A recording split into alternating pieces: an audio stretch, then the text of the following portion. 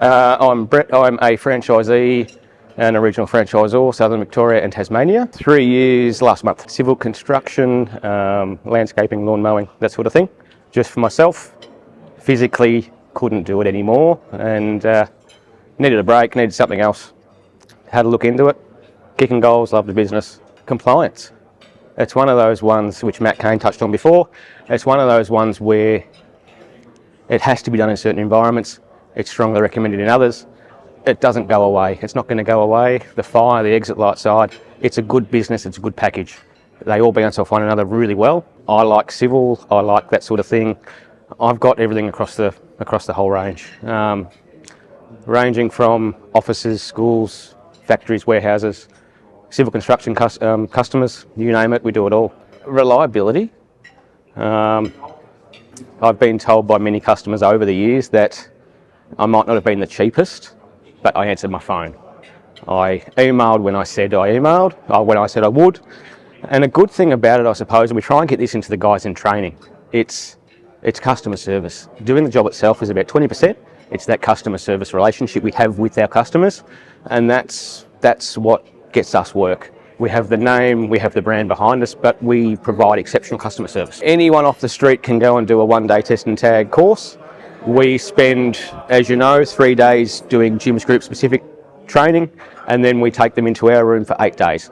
And we do 8 days comprehensive training. Anything you need to know when it comes to electrical testing, RCDs, you name it, we touch on everything. The guys don't walk out of there experts, the guys walk out of there with the confidence to then go and start their journey. And so it's a really good in-depth program. It's something that's been going for 20 years and it's sort of, I think we're known for that. I think we're known for our training, what we do. Do what you say you're going to do. It's as simple as that. You say something to the customer, you say, Joel, I'll give you a call tomorrow, ring them tomorrow.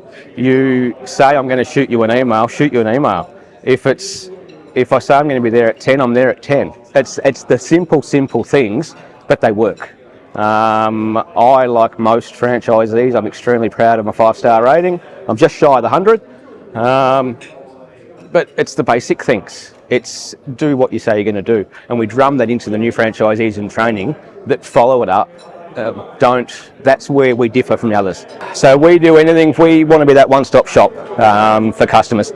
We range from electrical testing tag, anything that plugs in. We do RCDs or safety switches. We do microwave radiation testing. We do exit and emergency lights. We do fire extinguishers, fire hose reels. Some do fire hydrants, fire panels, fire doors.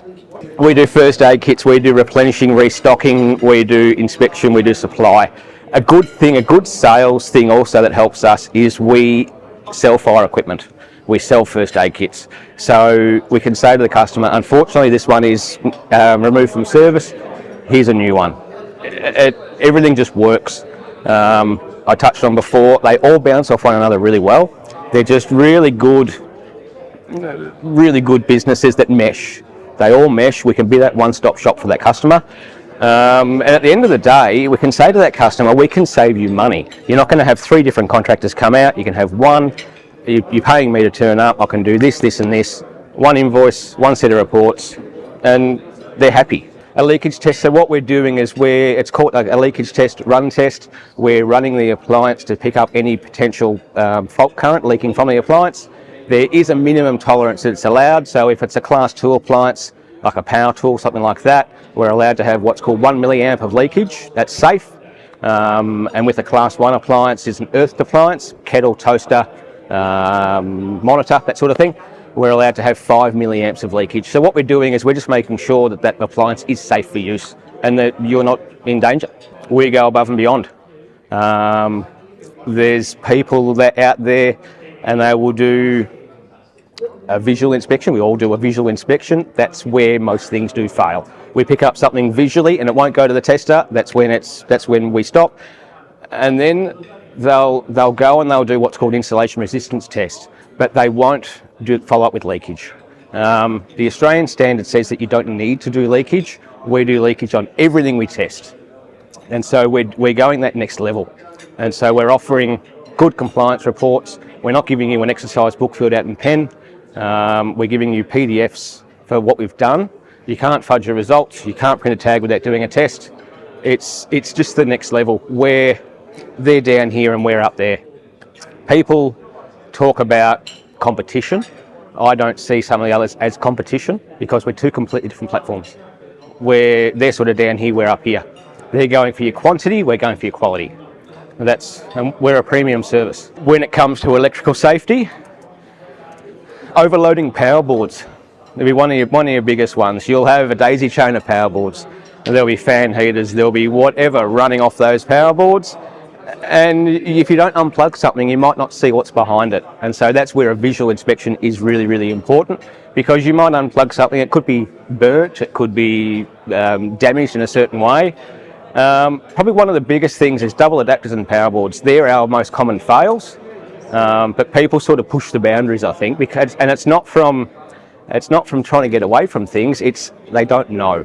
And so it comes down to then sort of educating to a point your customer by saying this is what this is, and sort of explain what the best use for it is. So my role as a franchisor is support our franchisees. We're there to offer support, assistance, mentor, whatever those words we can sort of pick.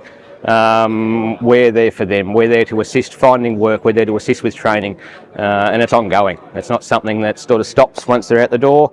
It's something that we're doing all the time.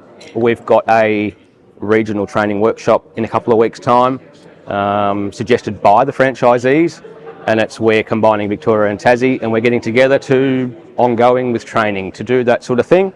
And that's our role. Our role pretty much is just to be there for the guys and help and support them. Someone who's got that drive and determination. I don't think it really matters what division you're in. We're all extremely passionate about our franchise businesses. I'm a franchisee. If you've got that passion and that determination, it grows. If you offer that customer service. So someone who wants to succeed, someone who wants to sort of get out there and make a go of it, will do. There's plenty of work out there. If you have the right attitude, then you won't go wrong. Fantastic. Couldn't be happier. My franchisee business, I exceeded my sort of 5-year goal. I was there by year 3. My 3-year goal, I was there by about year 2. So extremely happy where I am. I've got a fantastic work-life balance. Combine that with the training side, with the franchisor side, it keeps me going. It works well. I do a fair bit of away work as well, so I'm sort of coming and going at national office quite a lot as well. It works. When you're home, you're home. So if I work away, I'm then home and make the most of that time being home. But you sort of do what you need to do. So my plan was to put in the hard yard, so to speak, for sort of 5 years and grow my business, and then have that really good business just to sort of tick along and keep going. And so you make that sort of sacrifice to get that long term. Like what sort of Stephen touched on, you've got to do the hard yards to get to the end. But it's good. It's good. The sort of kids know why. Kids have got that work ethic. They're starting jobs now, so they've got that work ethic, and so they can understand why you're doing what you're doing. We started the worst possible time I reckon you could start, especially being in Victoria. I physically couldn't market my business, so I wasn't allowed to. We were in lockdown. We were essential services, so I could work, so we were lucky, but I took work everywhere. And I think that's now why I do a lot of away work, because I pretty much took leads from most of Victoria. And that's the good thing about our business, that I might have a local territory, but I can take work anywhere. And so it was a hard time. I reckon there was maybe once where I went, what have I done? But no, all in all, fantastic. Getting advice from friends and family and other people early days, and their sort of advice was get into business. You want to be in business at the end of COVID, if there was an end, looking back 3 years ago. But it was a hard time, but we made it through that, and now we're doing really well. Put in the hard yards early days. You're only going to get out what you put in. We say to every new franchisee coming into training, where we all have exactly the same opportunity. Doesn't matter what division we're in. We all do generic training. We all have the same vehicle, same uniform. no one has a better opportunity than anyone else. Put in those hard yards because it's come back to reward me now tenfold.